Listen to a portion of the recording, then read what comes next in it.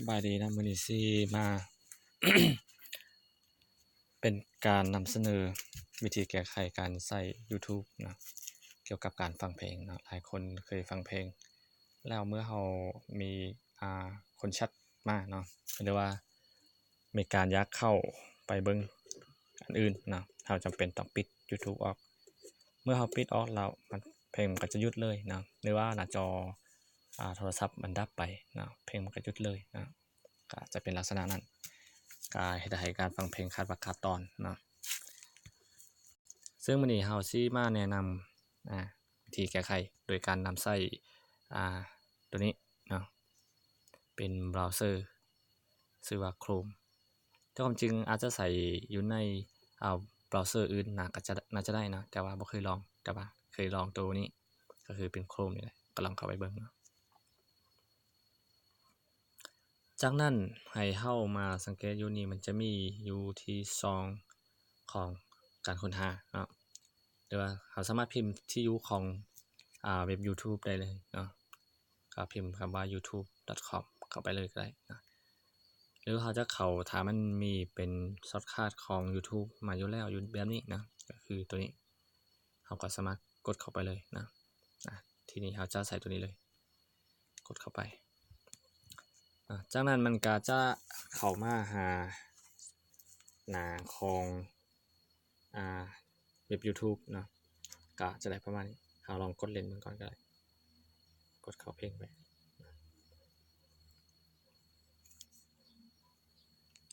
ตัวนี้ก็คือจะเป็น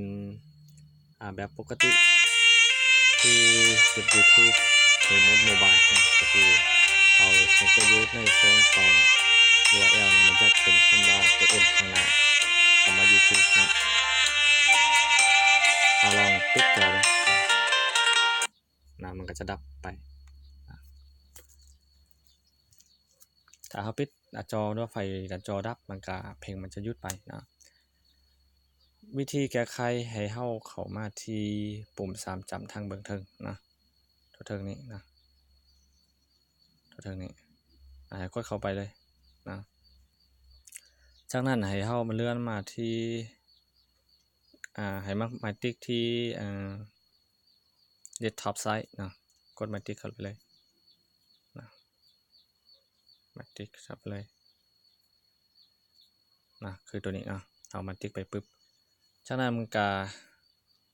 สิเลื่อนเข้ามาทางหน้านี้เนาะรูปแบบการแสดงผลจะเป็นลักษณะของโทรศัพท์มันทางคอมพิวเตอร์เนาะคือกับคอมพิวเตอร์พอมันจะเติมทางท้ายโดยคำว่าแอปdesktop นะคือตัวนี้ก็คือมันจะเป็นโหมดของแอปให้เป็นแบบ desktop หรือว่าทางลักษณะของคอมพิวเตอร์เนาะจากนั้นเราลองเล่นอีกเบิ่งเนาะกดเข้าไป play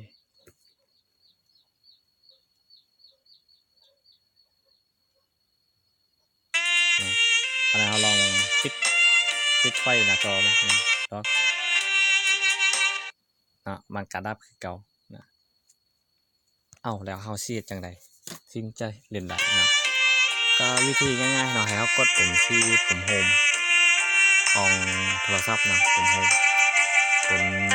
กลับนะบ่แม่นปุ่มย้อนกลับตัวทางขวามือบ่แม่นตัวตรงกลางนี่แหละกดเข้าไปจากนั้นมันก็จะปิดไปให้เฮาเลื่อนทางเทิงลงมาเนาะจากนั้นก็ไปกดที่play นี่มันก็จะเล่นไปเนาะจากนั้นเราก็ถือว่าใช้งานได้ปกติบัดนี้เราลองมาปิดปิดไฟจอมั้งกดปุ่มปิดเปิดก็ถือว่ายังใช้งานฟังได้ยังเล่นได้ถือว่าน้องที่แสนดีหักสามีคนนี้เลื่อยมามอบกายใจให้ด้วยศรัทธาตลอดเวลาบ่เคยได้นี้อายยอมรับว่าที่ผ่านมาเคยนอกใจเมียได้เงินมากินเหล้าเมาเบียร์บ่สนใจเมียขอให้มีความสุขในการฟังเพลงขอเข้าใจ